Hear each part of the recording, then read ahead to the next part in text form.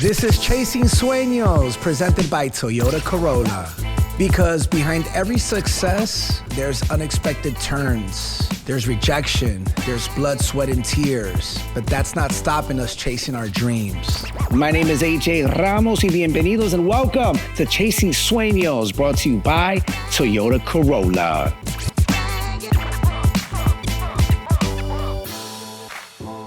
Dímelo, dímelo, dímelo. Welcome to Chasing Sueños, brought to you by Toyota Corolla, where music fans get an unfiltered look as to how their favorite artists go from side hustles, respecting the process, living out their wildest dreams, while representing la cultura in between. Bars, I'm rhyming over here. My goodness. AJ Ramos aquí contigo. ¿Cómo está? ¿Cómo se sienten? And I have the honor and privilege to be with one of my favorite up-and-coming artists. Oh, my goodness. An artist who has put fire in my heart and my purpose in this world to be a trampoline. And an artist who has so much to talk about, who has also poured onto me and educated me, which we're going to talk about. Okay. All right, let me stop. The one and only Daymé Arocena. Come on. Daymé, you are incredible. Thank you. You literally are a true example of what it is to chase a sueño. Your trials, your tribulations, the way you love yourself, the way you're uniquely created, the way you share your voice. Yes. And I'm just so happy and honored. Honored to be Here with me, and you haven't heard your music yet, check it out. Please tell a friend to tell a friend. Daymé Arocena, that voice will mesmerize you and you will feel like you're just somewhere else. It's a euphoria. Okay, I'm done. I'm done throwing flowers. I'm done with the flowers. Yeah. But embrace it. I mean, I take it. You taking them? You took my flowers? I Okay. take it. How have you been? I have been pretty good. I spent a little bit of time laying in my bed. Nice. Still nice. I needed it. 2024 was Was pretty strong. It was a great year? Great year, What- but what a it- lot of work. I feel like I have never worked that hard in my entire life. What are three highlights of 2024? Oh my goodness. I released the album of my life, Talk about that. Alchemy. I got for the first time, I felt I got some recognition from the industry, which is an interesting topic to talk about. We're going to talk about that Coming as well. from where I'm coming from. And definitely to see myself at the Grammys, at the main stage, performing, nominated, like many things. Yes, over here. Yeah, from cultural niche to the big picture. Riches and niches. Riches and niches. Yes. And what did despite all these beautiful things that have happened in 2024, what did 2024 teach you? It teach me that I am stronger than I thought I was. Come on. Trust me. I mean, I know my strength through music, but being 2024, the first year where I interact with the industry, I realized that there is not just about music. I had to be strong for many other things that I never imagined I had to deal with. So I remember being kind of scared about not liking myself anymore the way I was. Like, the way The picture of the image of what a picture of the female artist is supposed to be. Exactly. Okay. A female Latin artist specifically. Talk should about it. be. Well, being totally honest, I have never seen a woman like me being like the main character of a telenovela Latina. Not being the main character of not the sexy girl, the girl that people like. So the industry is about actually commercializing things. So commercializing means that you believe this is good enough to sell through their image. And if you don't have references of an image like me, is kind of complicated. So I had to shape my mind to stay strong and to teach others about diversity. Because it's not just about who is beautiful and who is not beautiful. It's just about people just looking at one type of beauty. And thinking that's beauty. That's the only way. And nothing else is beauty. Exactly. So we as Latinos, can you imagine? We are the most beautiful continent ever. We got everything. We come in all sizes, shapes, colors, languages, flows, how beauty can be just one. It doesn't make any sense. That's crazy. When was? Could you share with me when was one of those first moments that you got a taste of what you called the industry and like understanding that you have to be strong, you have to be planted? She's like, which one do you want me to talk about, right? And by the way, you're inspiring a generation, you're inspiring a movement. And I know sometimes that's very hard to understand and it's a lot to carry. Yeah. But you're shifting culture. I mean, a friend of mine said to me once, hey, you are opening a path so you are dealing with the BS. What it means, yes, opening that path. Then, I mean, it's going to be easier for people that is coming after you. Good. But now, you use the machete, like that, creating that path, which is a really heavy responsibility to carry. So different levels, different devils. Yeah. But as I said before, I never imagined how strong I was able to be. Like sometimes, for example, people will say, will treat you just. They will imagine you are like the backup singer of someone, or you are like not the main star. Not the main star. She can be the main star. Yeah, it's me. Sometimes people actually say, "Oh, who are you?" And when I say I am Daymé, they say like, "Oh, you are Daymé," and they start like freaking, and they are like, "Oh, I just thought you were taller, bigger." Like they freak because they heard they have to I visualize interview the beautiful Daymé Arocena, so they imagine something, I don't know, something else, which is not me. But I have to say I work really hard on my ego. So my ego is in a place. It's in a good place. It's in a healthy place. So I'm not. I mean, it's not low. It's not really up. It's where it's supposed to be, and I try really hard to keep it in the way it should be, because ego, it plays a really complicated role. Is the enemy. Yeah, and can be really it can be an enemy or your best friend. Or your best friend, exactly. So it's and I think that's always rooted as to like, and I think it's something that you've actually. We have so much to talk about here, by the way, but I think it's something that you actually inspired me on is knowing who you are, what you represent. And I remember us having a conversation, which I want to share with everyone here. We were talking about our bodies, right? Yes. And you had shared with me that you started taking dance classes. And the reason why you took these dance classes was because you wanted to start falling more in love with who you are and how God made you, right? Yes. And I just thought about it and I was like, wow, because I also have, keeping it honest, open, and transparent. I have some insecurities as to how, right? Trust me. Exactly. Even people that you think they don't. We just don't talk about it. They pay to shape their bodies. So everybody has that. And you told me something that day and I was like, man, look in the mirror. And you said, look in the mirror and fall more in love with you. Movement is going to help you. And movement is going to help you. For sure. And speaking about movement, your music, your artistry. Yeah. It's moving a lot right now. I mean, yeah. You're doing amazing things, but where did this all start? I know in an interview you had said that you started singing before you can speak. Share with me a little bit as to how music impacted and was the starter of your life when you were younger. I never took a decision to be a musician. Okay. I just were born that way. That's my mission in life, is making music.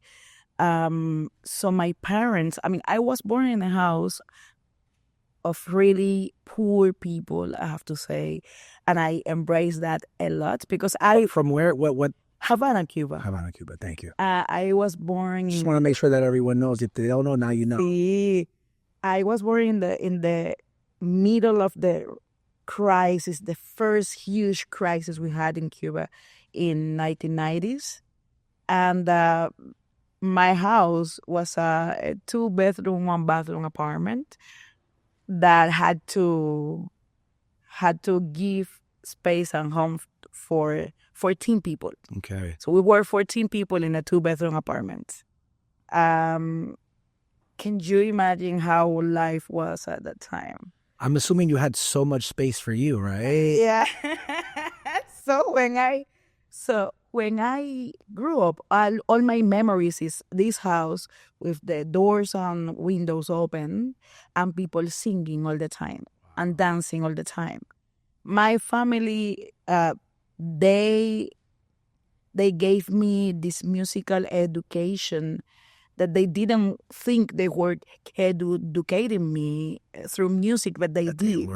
Because all they did was like singing, dancing, and making music with no instrument. So their body was an instrument to play music. Anything, they will make any clave, anything with their bodies. Because the crisis, we didn't have electricity or power to play the radio or anything. So they would make their music all the time. So when I was like 3 or 4 years old, they used to think, oh, maybe she's just imitating us. Because we are singing all the time, so she's singing all the time because she's imitating us. But at certain points, neighbors, everybody in the neighborhood was like, that girl got something. Check on that. She's not just imitating you guys. She's like, she's really going in. No. She's going in. So they, with no money or anything, but they started knocking doors in the neighborhood to see who had a piano or who had an instrument to teach me. So my neighbors started giving me classes, classes of piano, of guitar, singing, all of that. And how old were you at this moment? 5, 6 years old. So 5, 6 years old. Yeah. You were I was in my neighbor's houses playing piano, playing different instruments. 5 to 6 years old. You know, Cuba's going through its issues. Yes. Your family finds joy within. You're seeing your family play music. Now you're singing. Now your community, right, is embracing you and championing you. Yeah. And now you become the hope and light of your community, and you're learning how to play guitar at 6. Yeah. Okay. Yeah. Wow. So Carry on. So many people in the neighborhood said, you should try on the music conservatory. My parents were like, that's just for rich kids or kids from fine families. How is she gonna get inside? Just try. Wow. Get her there on the auditions and all of that, and let's see how it works. See what happens. So the first time I failed the exam, the physical exam. So my parents put more effort on that. And how old were you when you took this exam? 8 years old. 8 years old? Yes. Okay. And I got into the music school at 9, so I entered the school when I was 10. Okay. So since then, I focused my entire life on making music. The career I chose was choir conducting, was the most related to singing. In Cuba, we don't have like a singing career like that. We have more like, it's focused on classical music. So I moved from seeing my family playing rumba to studying Strauss, Stravinsky, Chopin, Schumann, like... O sea, fino, caviar, Russian composers. Literal, like Bach, Beethoven, Mozart, Stravinsky, Brahms, like all the classical guys. So it was like a weird fun combination having at home people playing rumba and having at school heavy training of classical stuff. So probably when you listen to my music, that's why It's a whole different other it's vibe. a whole different vibe, which is Sheesh.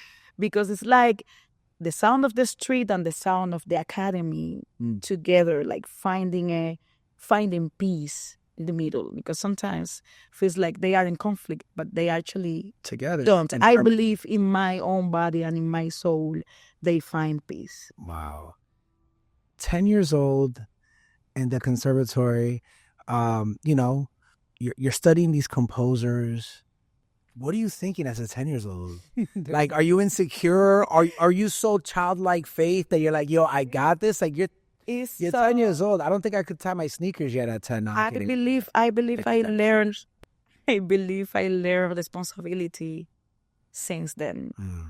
Because it's like you got that school that nobody gets there. Like they pick 20 kids per year. And you were one of those 20. And I was one of those 20s. And I was the girl from a little town, no money, poor family, like black girl. Like you have no possibilities to fail. You have to be a great student because they are not gonna be nice to you. Of course not. There is no chance. So I remember my family being so nervous of mine. It's 9 years of studying music for real. Like we do bachelor when when you are 10 years old. So I was studying when I was 10, what people study at Berkeley when they are 18. Oof. So when we are 12 years old, if you study violin, you are already playing Paganini with 10, 11, 12 years old, like play like heavy for real. It's the Russian system, which make people work really hard on their technique, and it's really destructive. Is like there is no time to think. There's no time to fly and be free. It's a lot of training. So it doesn't feel, it feels like you are in the military school of music. Okay. And when I found a place in music to be safe and to combine things, I didn't suffer anymore, but it was a lot of suffering for me, especially because the way I studied and I decided to do choir conducting is actually heavier because you study to conduct other musicians. So you study to be the leader of your other friends that study trumpet, violin, flute. So my specialty was to teach them, to guide them. So the student is teaching as well. This is wild. So here we have everything that's going on in Cuba, right? Yeah. Now you're 10 years old in this school. You're informed military when it comes to your learning. How did both scenarios mold Daymé as to who she is today? Jazz music. When I was 15, I got the chance to join the school big band. That was like the thing. Yeah. That was the only chance to do music that was not classical music. So jazz, it is in this borderline that is considered classical music too, but is at least coming from a different network. So we all wanted to join the big band, but that was for really good students. When they gave me the chance, I worked really hard to stay inside. But jazz music is all about freedom. So I started mixing things together with not feeling ashamed to be just me and playing with genres and mixing things, because jazz was giving me that opportunity. And that's why once I graduated, I chose to direct my music into jazz music. And for many years, I was considered a jazz singer, and my first albums and everything were jazz music. What you imagined you wanted to be when you were a child in music as an artist, how does that compare to where you are now and the year that you had in 2024? Oh my goodness. Could you ever have imagined what you thought? I wanted to be a famous Cuban singer in Cuba. I'm actually a singer-songwriter, so I wanted to be known through my own songs. That was my bigger dream. And I thought I'm going to reach that maybe after being part of a band and after joining a band for And you were part of a band. Yeah, the big band at the school. But I thought maybe a band is going to call me a famous band, so it'll be like the lead vocalist of the band, something like that. That was my dream. But I never imagined being who I am now. Like, this is way... You are the band. Your voice is the band. Yeah, I mean, yes. So crazy. In 2010, you started touring internationally, right, across festivals in Europe and the U.S. and Latin America. Can you tell me about the first time? What did you feel when you performed outside of Cuba? Oh. Where was it? How did you feel? And what happened after? The first time I performed for the first time of my own music, the show, Daymé Arocena show, was in France. I was 22 years old. I didn't know. I mean, I was wondering, is people gonna come? Like, of course. This is something important. When you are from Cuba and you were born in the time I was born, there was not free TV or internet or anything. So you live in a bubble. You don't have information from outside. So the story is really long, but making it as short as I can. My mom used to tell me all the time, sing, just sing. You'll find someone to believe in you. And one day I was singing in a bar, and a French guy was sitting in the bar. And he saw me singing, and he said, and he discovered something special in me. So that was my path to signing my first record deal in London, England. Wow. So when they say, you have a tour in Europe, I was like, what? How am I going to go to Europe to make shows? Like, people know me? Yeah, you'll make a tour. So when I took that flight and I arrived and I saw my face in the posters, La promoción y todo, I was like, oh my goodness, this is really happening. And I remember seeing this was Paris. People are really... Yes. They are the way they are. Caviar. Yeah, jazz, and in the jazz scene, yeah, even more. So I started singing a whole set of my songs in Spanish that nobody really knew at the time. And I felt how they got the vibe, how they got excited. It's the voice. Like, how it changed. And I got confident. And I was like, okay, if I can make a show in a place that nobody speaks my language, I'm singing my own songs. I'm not even singing jazz standards. And they like it. I believe I can make this everywhere. So I did the whole tour. The way I started seeing myself and seeing my songs and my ideas totally changed, because I have to point out that I never choose also to be a songwriter. I dream songs. And break that down for me. It's a weird thing. Like, you hear music when you are sleeping, and you got to remember.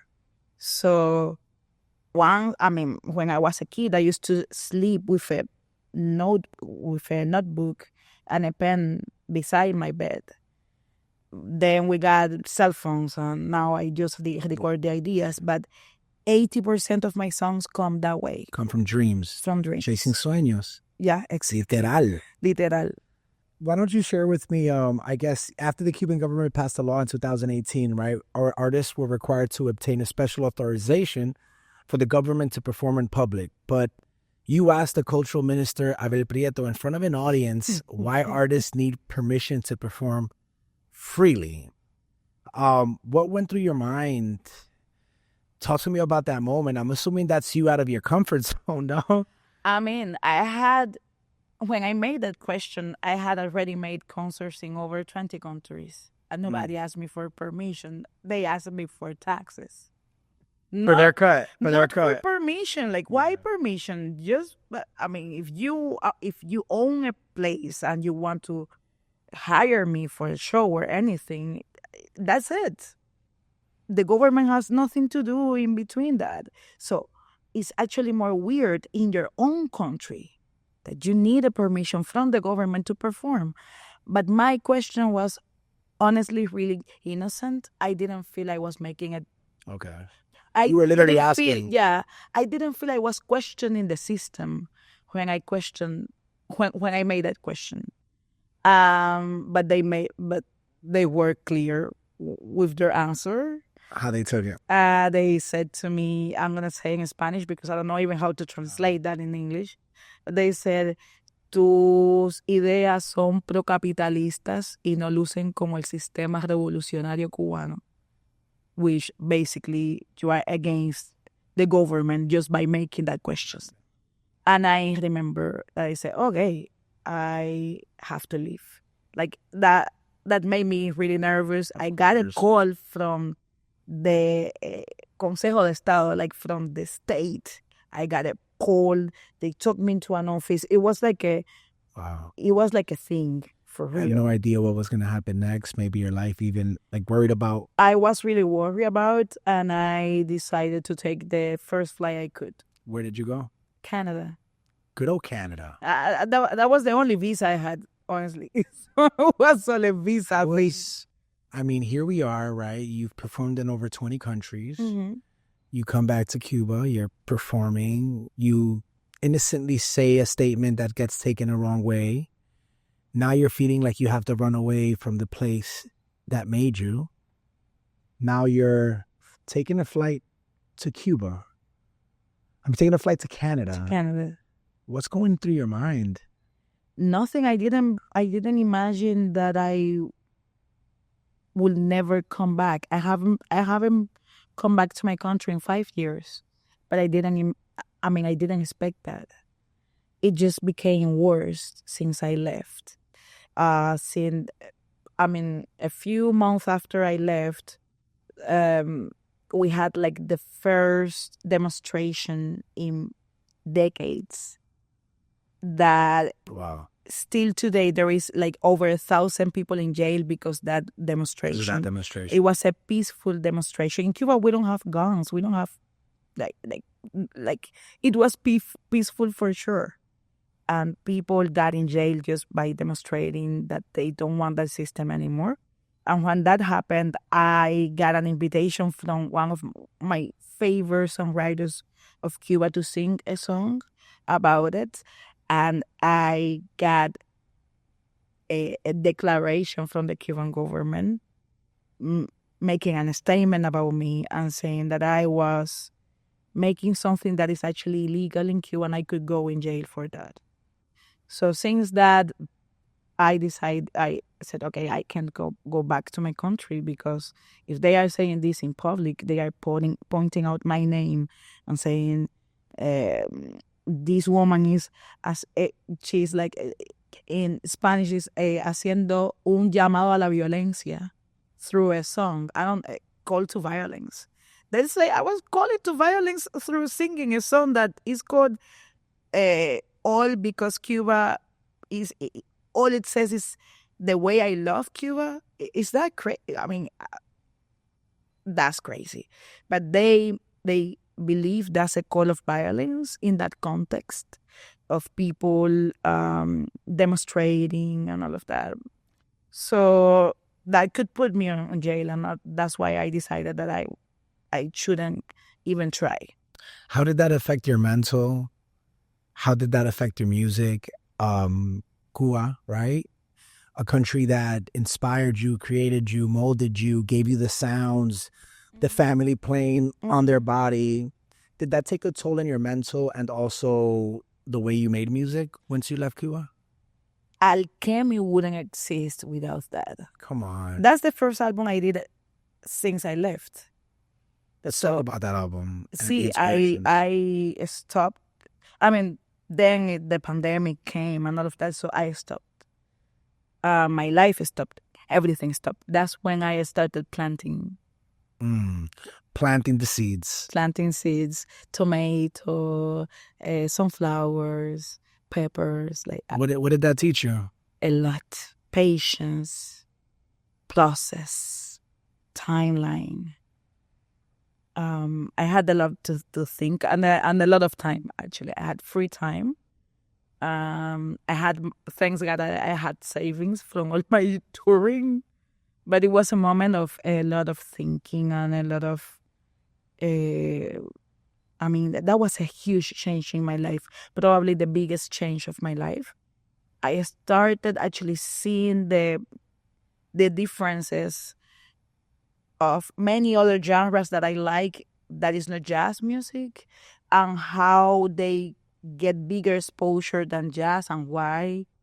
So I said to myself, this is the right moment to be as brave as possible.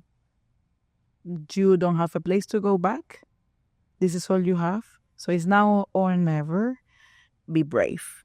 And it meant that I had to be brave enough to start from zero. I just realized that it didn't matter the Daymé Arocena jazz singer with 20 countries, concerts, 4 albums. Nobody knew who I was. So I needed to start from zero. And I had to be strong to do that. And check the ego, right? Because you could have easily just, I deserve this, I need this. And you said it's time to plant seeds, no pun intended. Yeah. And also to start all over again. How important was it for you to keep your roots in this project in addition to all your musical? My roots is in my soul, is in my blood. There's no way I can take them out. I just realized that there is a different way to advertise them, to showcase them, to promote them. But the music is kind of the same. I haven't changed much. I found the right producer to make it suitable for bigger crowd, but it's still my songwriting. It's still the songs that I dream.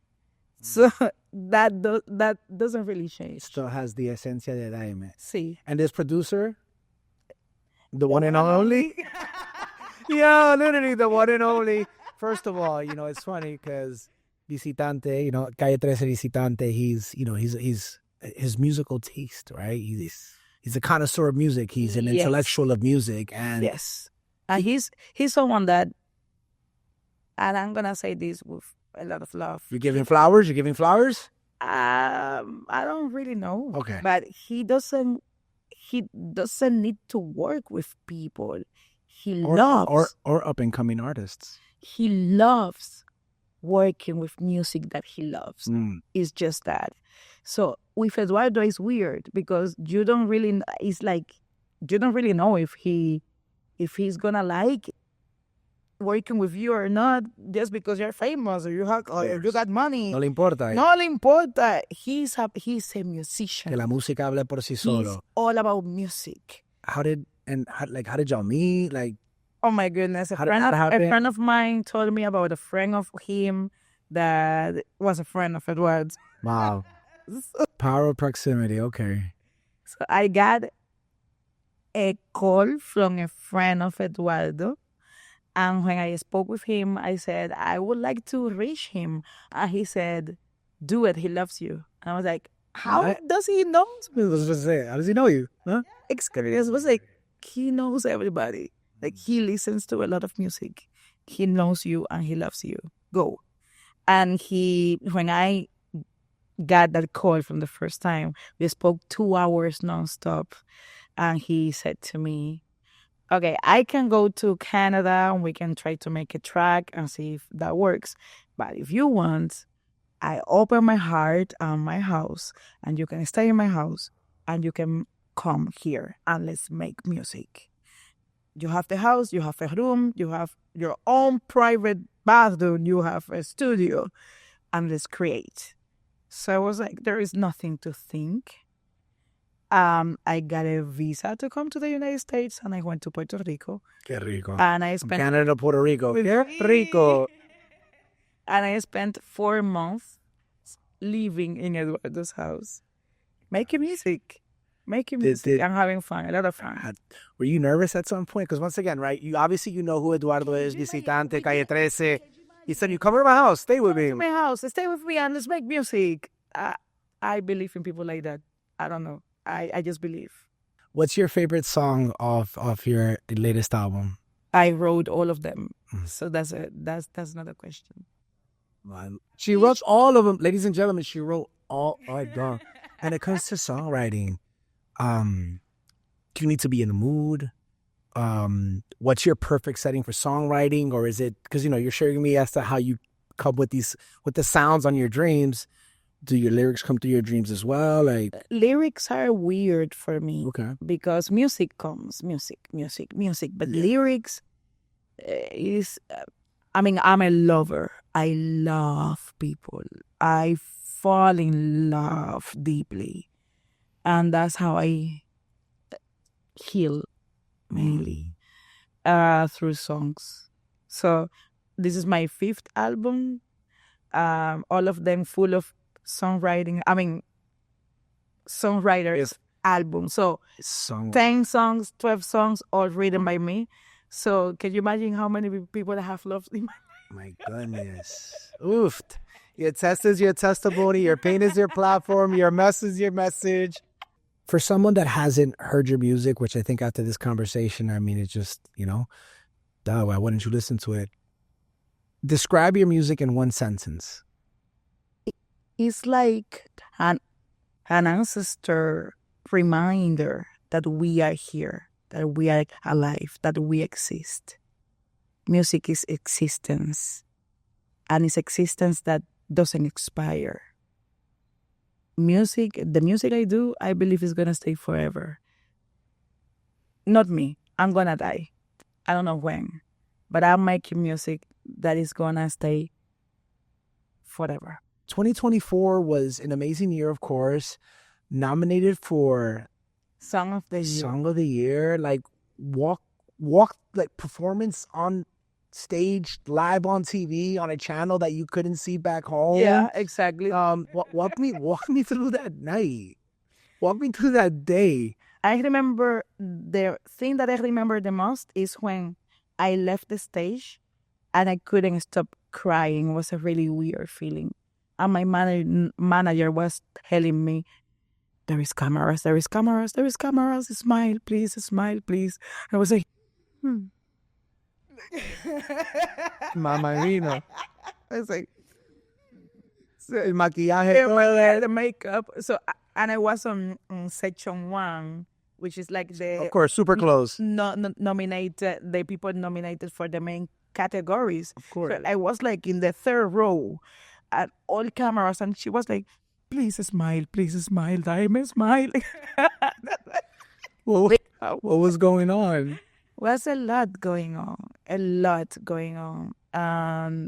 Many crazy feelings. Like I had to be me in that event too. So I was wearing for the red carpet a dress that is like, ¿cómo se dice? Transparent. Okay. And a beautiful designer got my manuscritos. How can I say that in English? Manuscritos. Manuscripts? Manuscripts of my songs. Wow. I'm printed out in the dress. In the dress. So I was mainly naked. With your lyrics. With my lyrics and barefoot as always. Some people was like, who is this crazy woman? Like, I was like making this crazy mess because I was just being me. I was not wearing heels. What they dressing. want you to put on. Yes, I was exactly the opposite of all of that. So many people was like, I mean, I was on list of best dress and worst dress at the same time. And you Trust enjoy it. me. And you enjoyed it. Trust me, that was so fun. That was so much fun, like for real.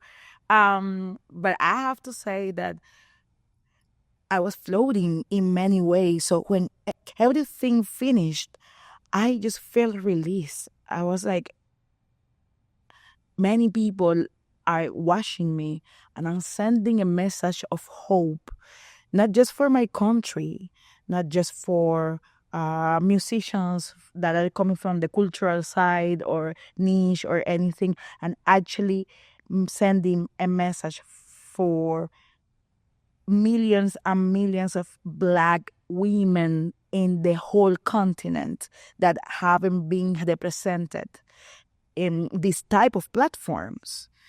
And this is something that is interesting, and I'm not going to say it in a bad mood. I'm going to say it with hope. With love and light. Love. When I finished that performance, someone came to me and said, I just noticed that you were one of the only 3 Black women that touched the stage that night. Wow.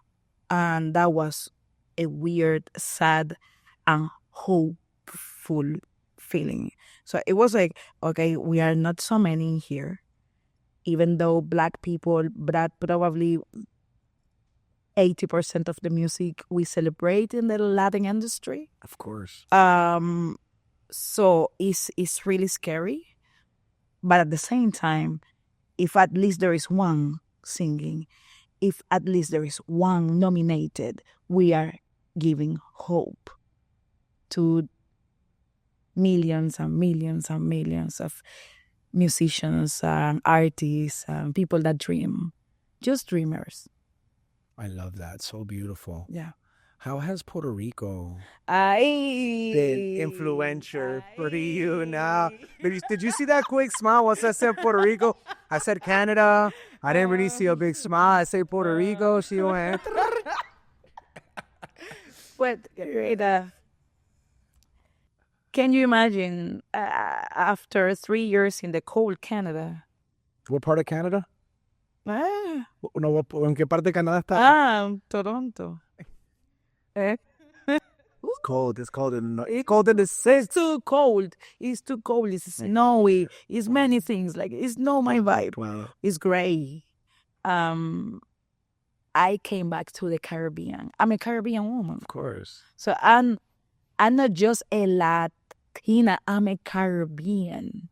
So when I landed in Puerto Rico, I started crying because I felt I was back home. I was back in Cuba. Of course. So at least if I cannot be home, if I cannot be in Cuba, I'm somewhere that looks like my homeland. Got that, el fuego del Caribe. Sells to me that illusion that I am back home. I got to bring my family, my mom, my dad, my brother. Like, I'm still trying to bring my grandmother. Like, at least I'm starting creating my home again. It's crazy, right? Because here you are, Daymé. Tantos años de música. Mm-hmm. So, like, it seems like you're a very well-established artist, but you're still a new artist. But you just started when you were very young. What would be the advice you would give the Daymé 10 years old? Oh, A 10 years old Daymé. What the advice 10 would you years give old her? Daymé. Keep your ears open. Keep your ears closed.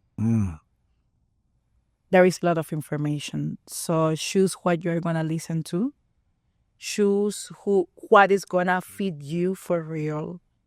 Choose when there is not right to listen to people that is not giving you the right advices, when people are just throwing to you insecurities. Choose what you're going to listen.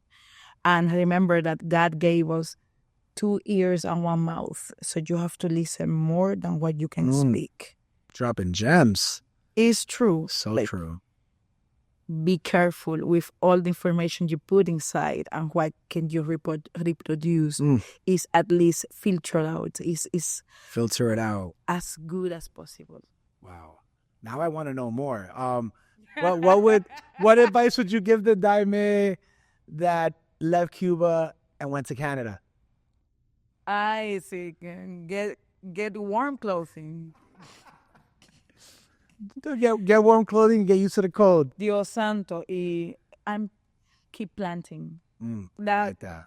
Keep planting, and I have to say, follow your own brain, because my brain and my ears were telling me that I didn't want to listen to jazz music anymore at the time. I wanted to listen to music that made me dance. I wanted to listen to pop music. I wanted to be back to my teenage years, right? So and people were like, what are you doing? Are you crazy? At that time, I was signed with the biggest, and you can check on that, I was signed with probably one of the biggest jazz companies of the world. You had already made it. I had made it. I was in the top 10 list of more important jazz singers.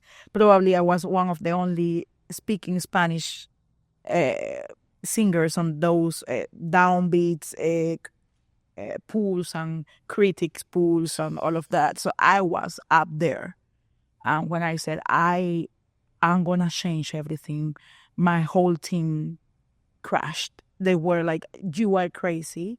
And I saw myself alone again. Back again. So with Eduardo Cabra, I got also a family, because he gave me this opportunity. I went to Puerto Rico. Of course. And I got his music and months in his house to sleep and live, but I got his team. I got everything, because I was, again, alone. But every single time I see myself alone, I remember I have my gift. I have my voice. I have my songs. I'm not alone. And the universe, whatever you want, exactly, continues to remind you that you're exactly where you need to be. And let me tell you, you could have been stuck in your comfort zone, but it would have killed you inside. And I know that sometimes, I feel like when it comes to dreams, no one really understands a dream but you yourself. And sometimes you have to even protect it from your loved ones. You have to understand your dream. If you don't understand your dreams, how you're going to share it? How are you going to expect people to invest in something that you don't believe? The biggest investor on Daymé Arocena is Daymé Arocena. Come on. It's true. I have invested my entire life. Let's go. So when I tell you invest in my dreams, it's because I have invested already everything. And people can witness, people can see and feel when someone believes in them. And I tell people, sometimes you have to be the superhero of your own movie, and no one's going to believe in you until you believe in yourself. So for 2025, Daymé, what dream are you chasing? Mira, 2024 was too big that I'm scared of 2025. Because it's either way, even bigger, even more. Or, I don't want to feel that it's just a dream that I lived for 1 year and it's going to disappear. Oh, absolutely not. Right? So all I'm doing is writing songs. I have a tour coming and all of that. That's the regular. Where can they get more information on the tour? Social media. Go follow her. Sí, claro. Pero fácil, punto y claro. Pero I have to say that my biggest, ¿cómo se dice? My biggest fear is not writing songs anymore. So every single day when I wake up and I have a new idea, I have a new song, I feel good. That's a W. It's a win. It's funny you say that because I feel like with blessings comes blindness. And sometimes as you grow and you separate from other things, you start not losing, but you start getting distracted to the things that truly... See, a friend of mine said to me once, actually, no, my therapist said to me, because I take therapy. So do I. Therapy is important. Look at the camera. I take therapy because... So do I. My brain thinks too much, so I need help. It's okay. It's normal. My- Normalized therapy. Normalized therapy, ladies and gentlemen. Please. That's why we have many toxic people, because they don't take... We're going to save that for another conversation. Part 2. My therapist said to me once, inspiration is a bad girl. She's a badass girl. She needs suffering. She needs from you. Inspiration doesn't come without asking for something. It needs to take something out of your body. Like when you are too comfortable, it's weird to get inspiration. I mean, when you're receiving all but blessings, where do you learn? You learn in the valley. You learn in the suffering. You learn through trials and tribulations. Exactly. And you also learn how strong you are. Yeah. Look at we are all talking about Bad Bunny, but when you listen to that album, you hear inspiration. You hear it for sure, and you might think, "Oh, he's rich. He is," but he needs to suffer about something in order to write music. That's the way it is. Oof. Enjoy the suffering, find joy in the journey, and be you. Enamórate, que te rompa el corazón. Yeah. Sí. Live to learn to live. Mira. This is a therapy session right now. I talk with my songwriter friends. I have to say that many of them are men. And once, a really good friend of mine, I'm not going to say who, but everybody knows him, said, why I am suffering that much. Like, I don't want to suffer anymore. And I said to him, the day you stop suffering, you're going to stop writing songs. Oof. So shut up. Period. Sí. Yeah. Yeah. Whoever's out there, if you're going through something right now, quiero. And you'll get through it. Daymé, you're the best. Gracias por estar aquí. Gracias a This ti. is Chasing Sueños, brought to you by Toyota Corolla. Sí.